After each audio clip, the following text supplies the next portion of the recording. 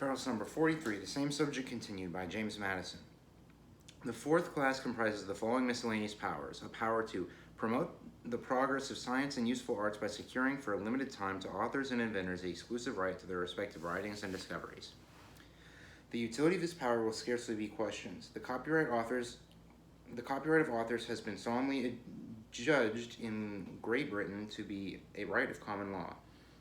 The right to useful invention seems with equal reason to belong to the inventors. The public good fully coincides in both cases with the claims of individuals. The states cannot separately make effectual provision for either of the cases, and most of them have anticipated the decisions of this point by laws passed at the instance of Congress. 2. To exercise exclusive legislation in all cases whatsoever over such district not exceeding 10 miles square as may by cession of particular states and the acceptance of Congress become the seat of government of the United States, and to exercise like authority over all places purchased by the consent of the legislatures of the states in which the same shall be for the erection of forts, magazines, arsenals, stockyards, and other needful buildings. The indispensable necessity of complete authority at the seat of government carries its own evidence with it. It is a power exercised by every legislature of the Union, I might say of the world, by virtue of its general supremacy. Without it, not only the public authority might be insulted and its proceedings interrupted with impunity, but a dependence of the members of the general government on the state comprehending the seat of government for protection in the exercise of their duty might bring on the national councils an imputation of awe or influence equally dishonorable to the government and dissatisfactory to the other members of the Confederacy.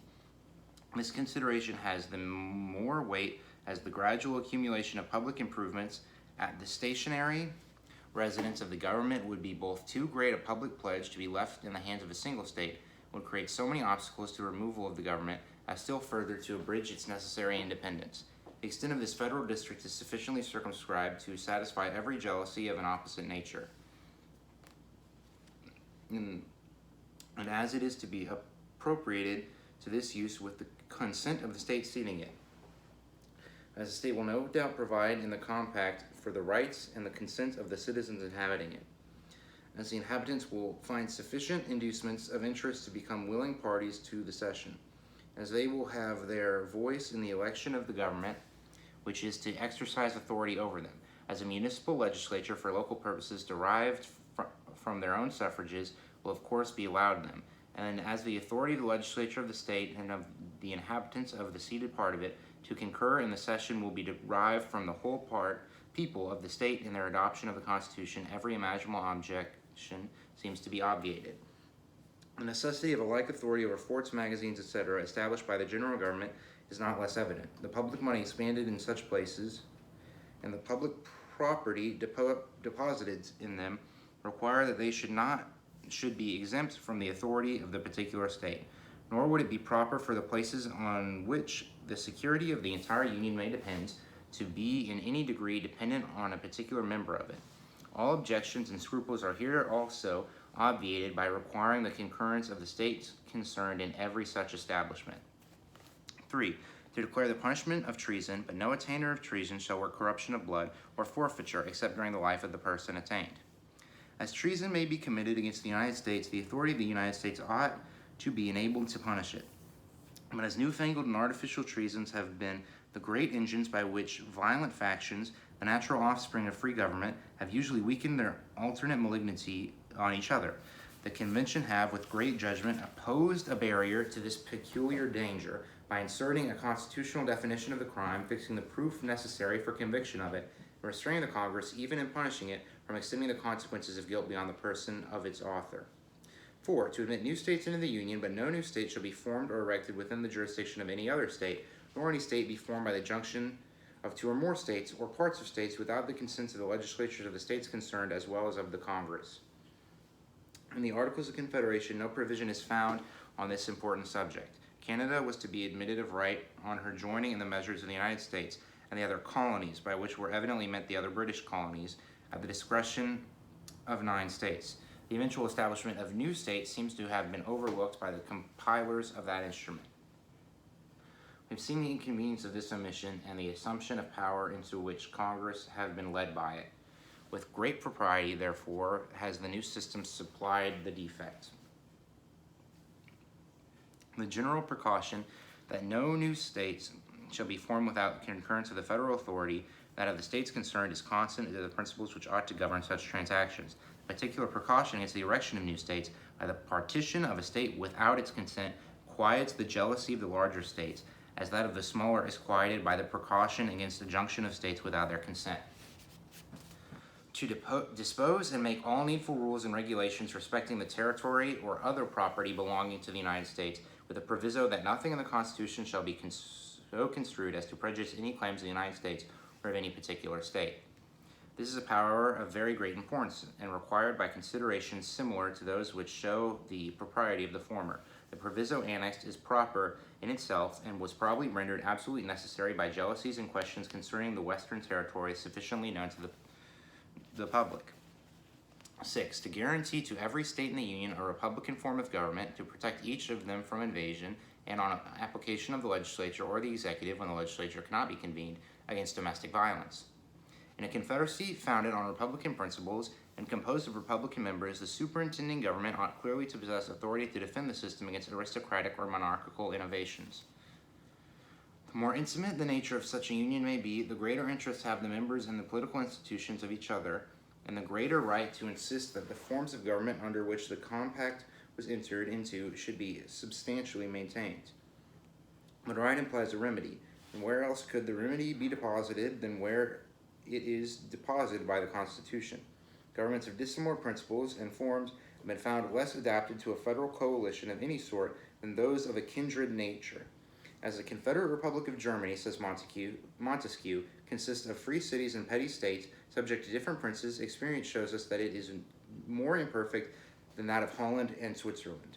Greece was undone, he adds, as soon as the king of Macedon obtained a seat among the Amphictyons. In the latter case, no doubt, the disproportionate force, as well as the monarchical form of the new confederate, had its share of influence on the events. It may possibly be asked what need there could be of such a precaution, and whether it may not become a pretext for alterations within the state governments without the concurrence of the states themselves. These questions admit of ready answers. If the interposition of the general government should not be needed, the provision for such an event will be a harmless superfluity only in the Constitution. But who can say what experiments may be produced by the caprice of particular states, by the ambition of enterprising leaders, or by the intrigues and influence of foreign powers? The second question, it may be answered that if the general government should interpose by virtue of this constitutional authority, it will be, of course, bound to pursue the authority. But the authority extends no farther than to a guarantee of republican form of government, which supposes a pre-existing government of the form which is to be guaranteed. As long, therefore, as the existing republican forms are continued by the states, they are guaranteed by the federal Constitution. Whenever the states may choose to substitute other forms, they have a right to do so and to claim the federal guarantee for the latter. The only restriction imposed on them is that they shall not exchange republican for anti-republican constitutions, a restriction which, it is presumed, will hardly be considered as a grievance. Protection against invasion is due from every society as to the parts composing it. The latitude of the expression here used seems to secure each state not only against foreign hostility, but against ambitious or vindictive enterprises of its more powerful neighbors. The history both of ancient and modern confederacies proves that the weaker members of the Union ought not to be insensible to the policy of this article. Protection against domestic violence is added with equal propriety. It has been remarked that even among the Swiss cantons, which, properly speaking, are not under one government, provision is made for this object, and the history of that league informs us that mutual aid is frequently claimed and afforded, and as well by the most democratic as well as other cantons. A recent and well-known event among ourselves has warned us to be prepared for emergencies of a like nature. At first view, it may seem not to square with the Republican theory to suppose either that a majority have not the right, or that a minority will have the force to subvert a government, and consequently that the federal interposition can never be required but when it would be proper. But theoretic reasoning, in this as in most other cases, must be qualified by the lessons of practice. Why may not illicit combinations for purposes of violence be formed as well by a majority of the state, especially a small state, as by a majority of a county or a district of the same state?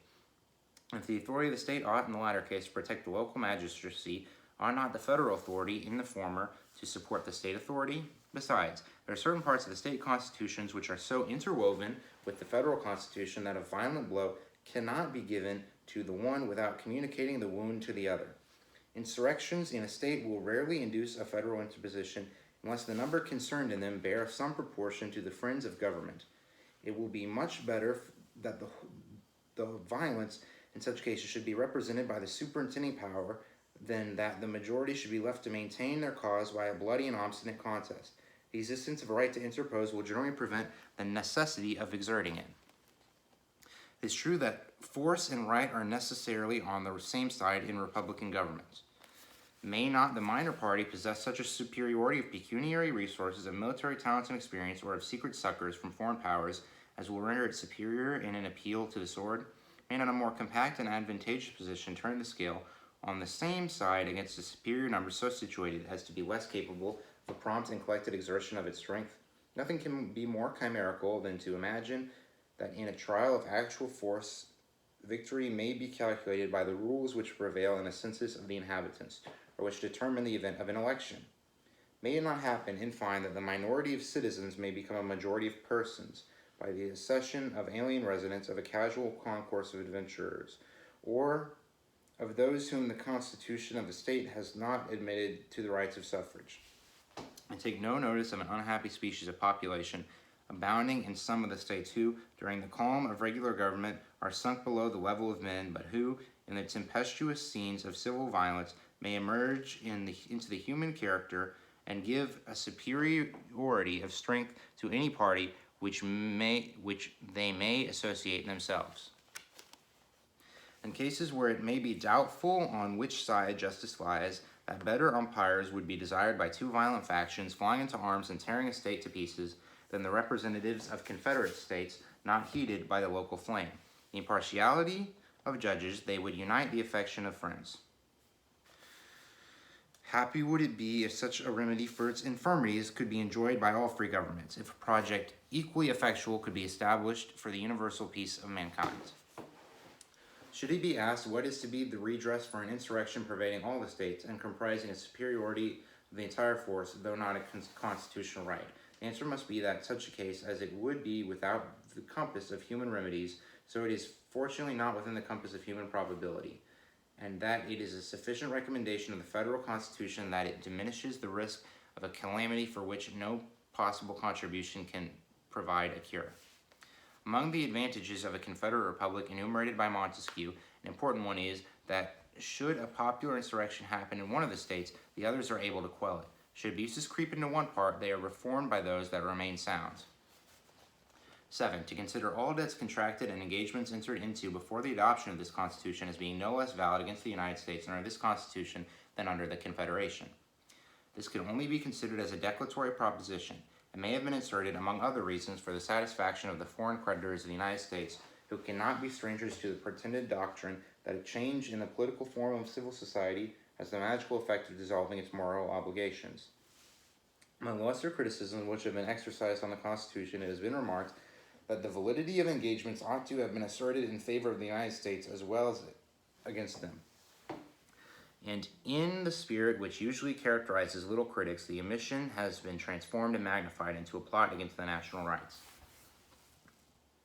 The authors of this discovery may be told what few others need to be informed of, that as engagements are in their nature reciprocal, an assertion of their validity on one side necessarily involves validity on the other side, and that as the article is merely declaratory, the establishment of the principle in one case is sufficient for every case.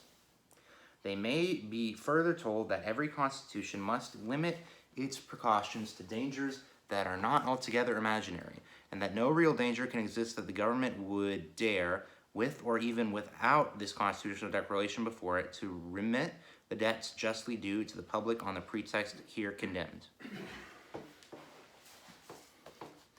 8. To provide for amendments to be ratified by 3/4 of the states under 2 exceptions only. That useful alteration will be suggested by experience cannot but be foreseen. It was requisite, therefore, that a mode for introducing them should be provided. The mode preferred by the convention seems to be stamped with every mark of propriety. It guards equally against that extreme facility which would render the Constitution too mutable, and that extreme difficulty which might perpetuate its discovered faults. It, moreover, equally enables that the general and the state governments to originate the amendment of errors as they may be pointed out by the experience on one side or on the other. The exception in favor of the equality of suffrage in the Senate was probably meant as a palladium to the residuary sovereignty of the states, implied and secured by that principle of representation in one branch of the legislature, and was probably insisted on by the states particularly attached to that equality. And the other exception must have been admitted on the same considerations, which produced the privilege defended by it. The ratification of the conventions of 9 states shall be sufficient for the establishment of this Constitution between the states ratifying the same. This article speaks for itself. The express authority of the people alone could give due validity to the Constitution. If required, the unanimous ratification of the 13 states would have subjected the essential interests of the whole to the caprice or corruption of a single member. It would have marked a want of foresight in the convention, which our own experience would have rendered inexcusable. Two questions of a very delicate nature present themselves on this occasion. One, on what principle the Confederation, which stands in the solemn form of a compact among the states, can be superseded without the unanimous consent of the parties to it? Two, what relation is to subsist between the 9 or more states ratifying the Constitution and the remaining few who do not become parties to it? The first question is answered at once by recurring to the absolute necessity of the case, to the great principle of self-preservation, to the transcendent law of nature and of nature's God, which declares that the safety and happiness of society are the objects which all political institutions aim and to which all such institutions must be sacrificed. Perhaps also an answer may be found without searching beyond the principles of the compact itself.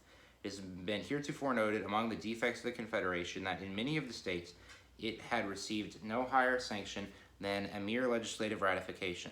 The principle of reciprocality seems to require that its obligation on the other states should be reduced to the same standard.